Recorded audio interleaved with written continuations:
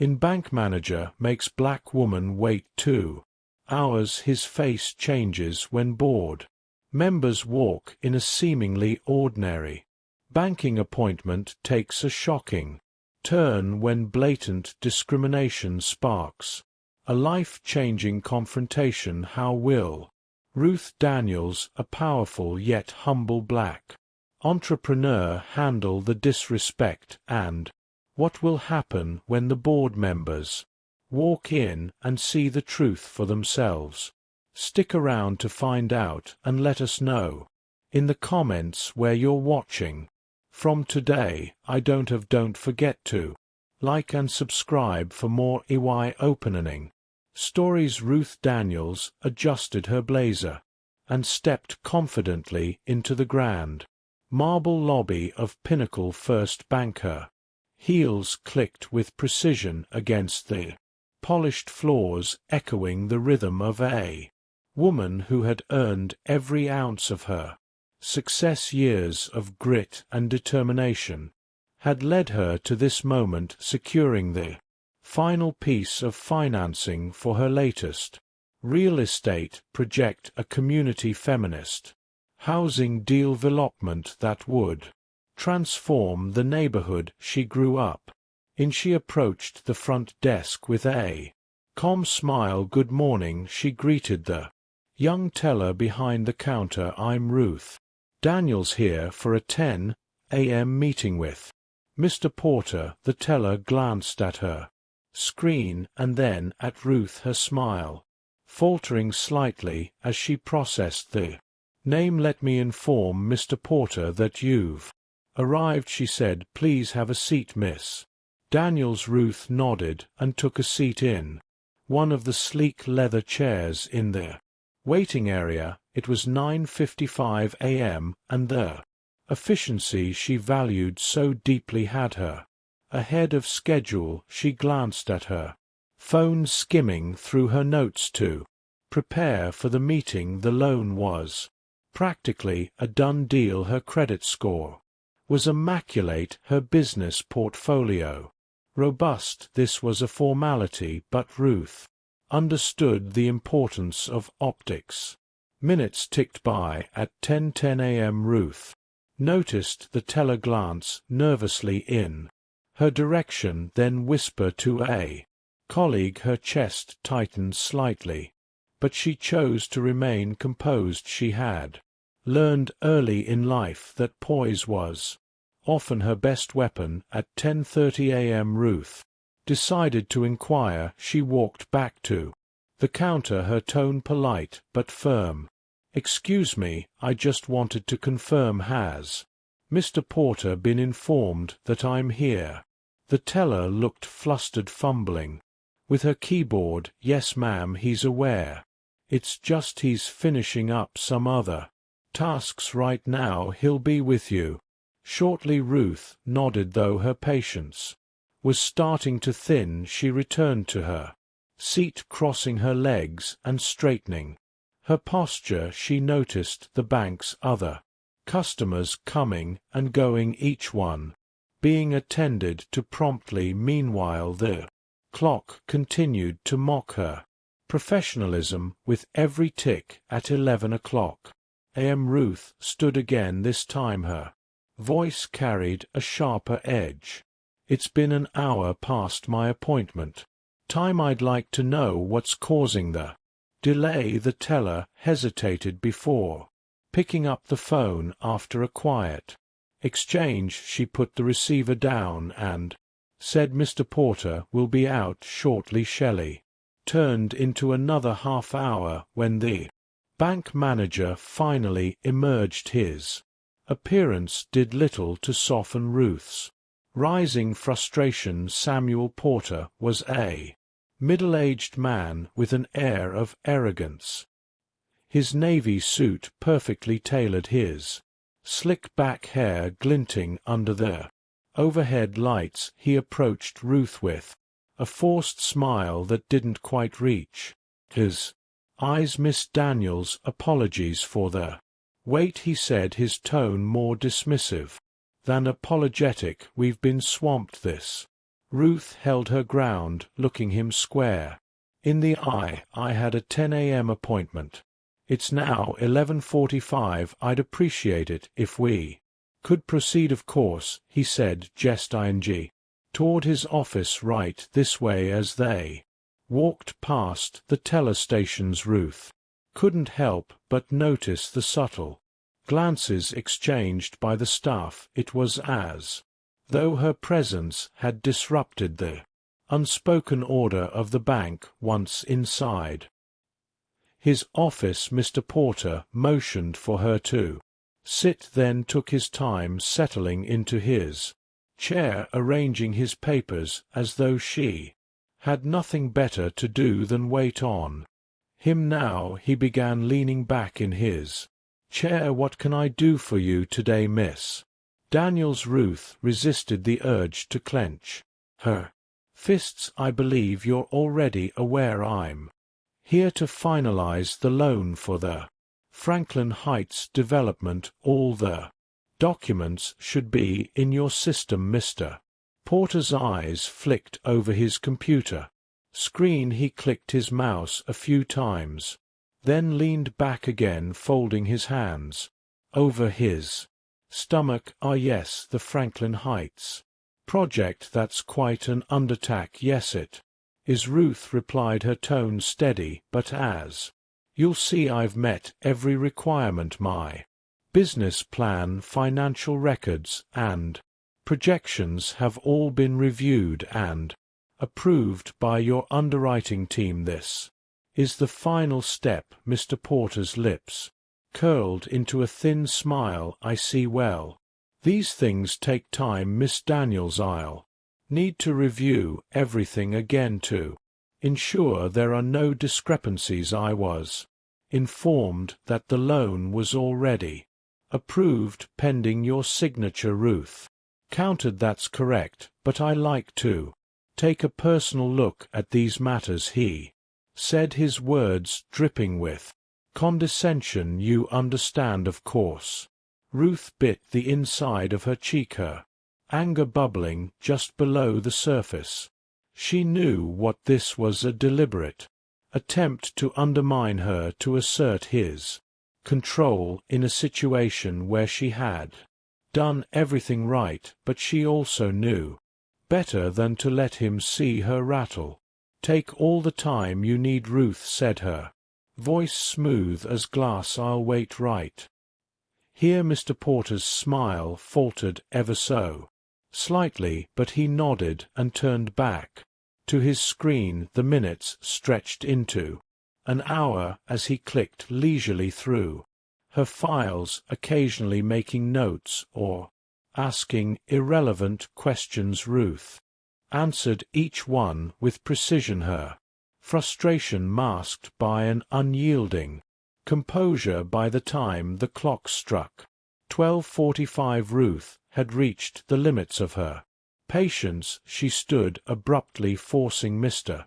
Porter to look up in surprise. "Mr. Porter," she said, her voice firm but calm, "I value professionalism and respect, and I expect the same from those I do business with. If there's an issue with my application, I'd appreciate it if you could address it directly. Otherwise, I believe we've wasted enough time." Mr. Porter blinked, his demeanor shifting into defensive arrogance. "Miss Daniels, I assure you I'm just doing my due diligence, and I assure you," Ruth replied, "that I'm more than capable of recognizing a delay tactic when I see one. If my business is not welcome here, I'll be happy to take it elsewhere." Before Mr. Porter could respond, a knock on the office door interrupted them. A junior employee, Erin, poked her head in, her expression apologetic. "Excuse me, Mr. Porter, the regional board members have just arrived for their meeting." The color drained from Mr. Porter's face. He stood abruptly, smoothing his tie as though the room had grown 10 degrees hotter. "Of course," he stammered, "please show them to The conference room, I'll be there. Shortly Erin nodded but hesitated, glancing at Ruth with a flicker of recognition. Actually, one of the board members specifically asked to see Ms. Daniels. Ruth's eyebrows lifted her curious eyes. It piqued Mr. Porter's expression, darkened as he turned to her his. Discomfort now palpable. It seems you have quite the connections, Miss Daniels, he said, his voice strained. Ruth met his gaze evenly. Yes, it seems I do. Ruth Daniels straightened her posture, following Aeon out of the office. With deliberate grace, the tension in the air was palpable as Mr. Porter trailed behind, his footsteps sharp and hurried. Against the marble floors, the bank lobby was abuzz with quiet murmurs as employees and customers alike watched the small procession head toward the executive conference room. The doors to the room were propped open, revealing a cluster of impeccably dressed board members engaged in animated conversation. At the center of the group stood Thomas Grayson, a tall, silver-haired man whose commanding presence seemed to brighten the space. When he spotted noted Ruth, his face broke into a warm smile. Ruth, he called out, his voice booming with genuine delight. It's been too long, Mr. Grayson, Ruth replied, returning his smile as she approached. He extended his hand, but Ruth bypassed it, giving him a brief but heartfelt hug. The other board members exchanged curious glances, clearly intrigued by the familiarity. Thomas, you're looking well, Ruth added, stepping back. And you're as sharp as ever, he said, gesturing toward a chair. Please have a seat. I hope Mr. Porter has been taking good care of you.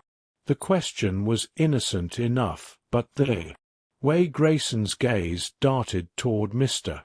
Porter made it clear he suspected otherwise. Ruth hesitated for a moment, her eyes briefly locking with Porter's.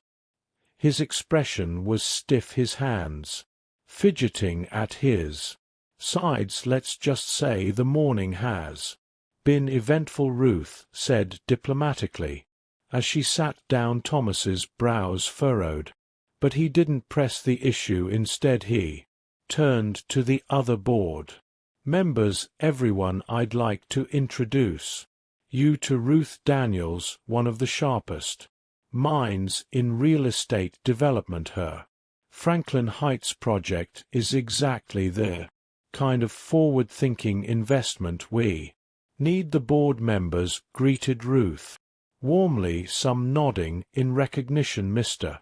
Porter, who had been hovering awkwardly by the door, stepped forward, attempting to regain control of the narrative. Yes, Ruth and I were just finalizing the details of her loan application, he interjected, his voice tight. It's a complex project, and I was ensuring all due diligence was completed. Ruth glanced at him, her expression unreadable. That's an interesting way to describe it, she said, her tone neutral, but laced with subtle challenge. Grayson's sharp eyes didn't miss the underlying tension. Is that so, he asked, his voice carrying an edge of curiosity. He turned back to Ruth. And how's the process been from your perspective? Ruth took a deep breath, choosing her words carefully. I've found the underwriting team to be thorough and efficient, she began. However, the final steps of this process have been unnecessarily delayed. Mr. Porter shifted uncomfortably. I assure you, Mr. Grayson, I've been meticulous in my review. We have to ensure all procedures are followed to the letter. Thomas leaned back in his chair, studying Porter Meticulous, you say. Ruth, did you have an appointment scheduled for this morning? Yes, Ruth, said her voice firm, at 10 o'clock a.m. I arrived early, and what time is it now? Grayson asked, his tone pointed. Ruth glanced at her watch. It's nearly 1 p.m. A murmur rippled through the room. The other board members exchanged looks, their expressions ranging from surprise to disapproval. Grayson's jaw tightened, but he maintained his composure. Samuel, he said evenly, I trust there's a very good reason why one of our most promising clients was left waiting for 3 hours. Porter opened his mouth, then closed it again, his face flushing. I was ensuring everything was in order, he stamped. Grayson turned to Ruth. Ruth, would you excuse us for a moment? I'd like to have a word with Mr. Poor in private. Of course, Ruth replied, standing gracefully.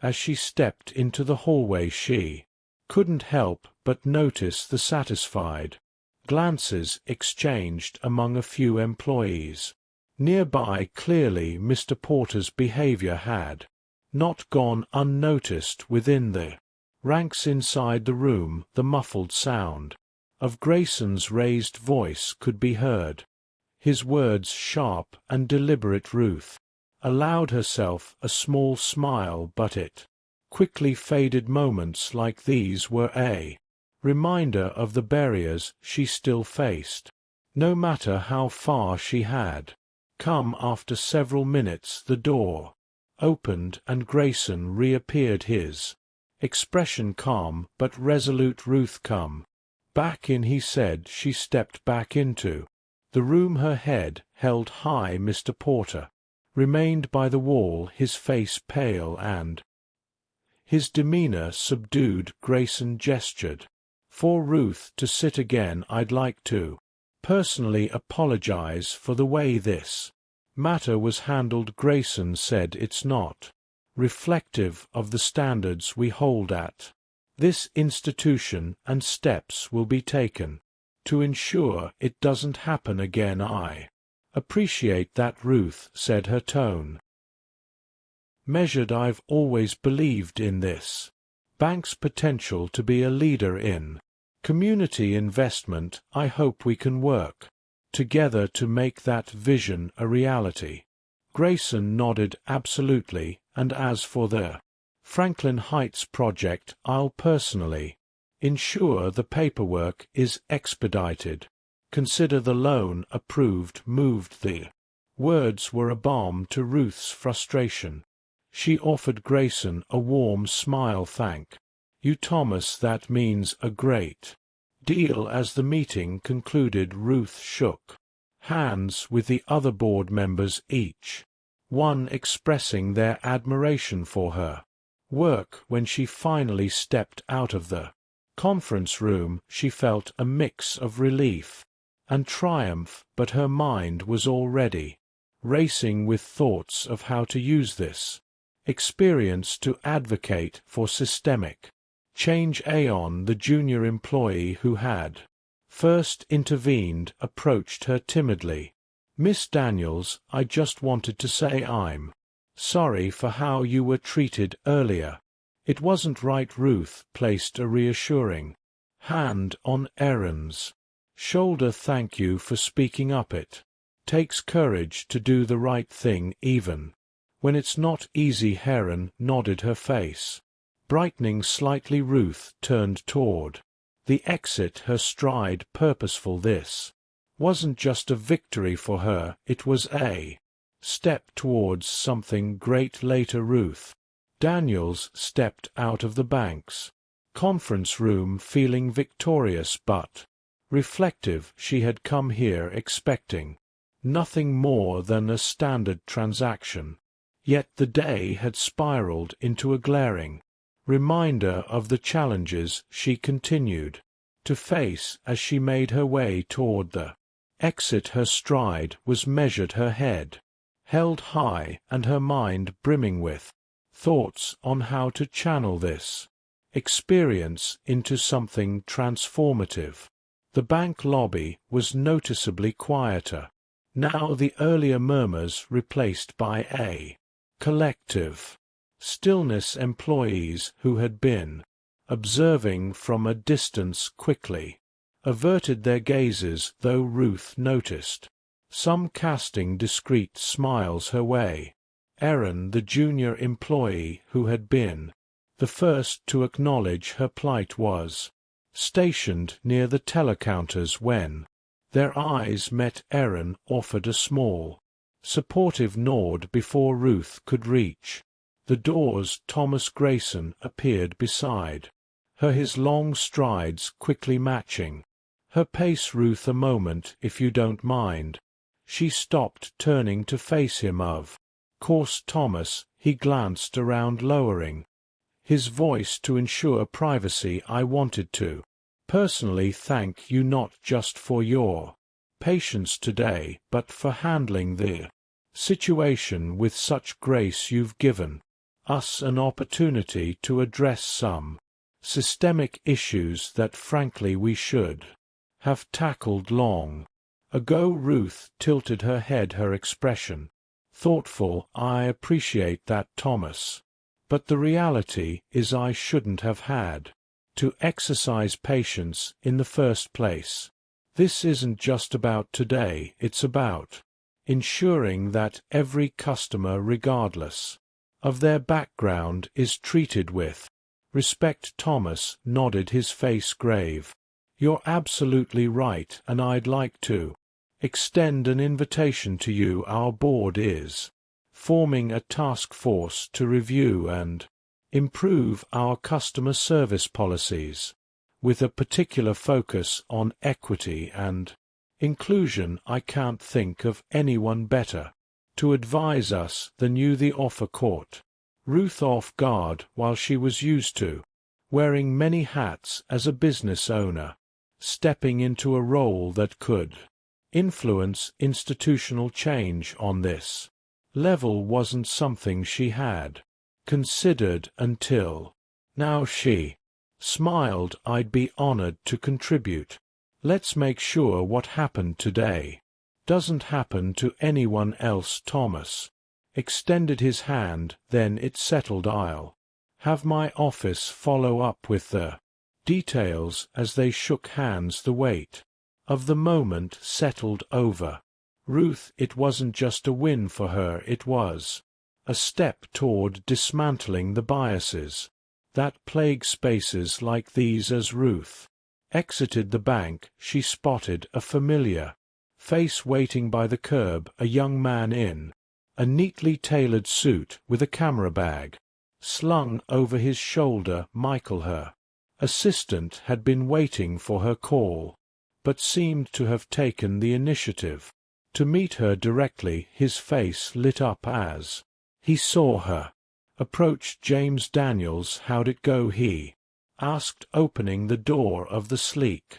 black car parked nearby. Ruth slid into the passenger seat, exhaling deeply as Michael joined her on the driver's side. It was eventful, she replied, her lips curving into a smile. Let's just say the loan is approved, but not without a few bumps along the way. Michael raised an eyebrow as he started the engine. Do I even want to know? You'll read about it in my memoir someday, she joked, though the humor was tinged with truth. As they drove off, Ruth pulled out her phone and began drafting an email to her team. She wasn't just going to let this be another story of triumph over adversity. She was determined to turn it into a teaching moment.